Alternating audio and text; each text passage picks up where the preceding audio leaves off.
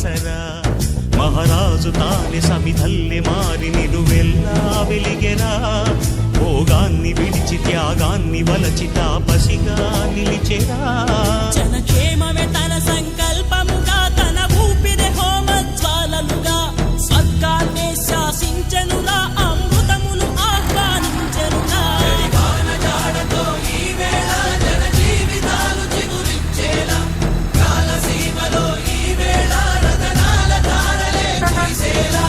కల్లు కల్లు మని సిరిమూవల్లే చినుకే చేరగా, చల్లు చల్లు మని పులకింతల్లు పుడమే పాడగా, హరివిల్లు ఎత్తి కరిమబ్బు వాన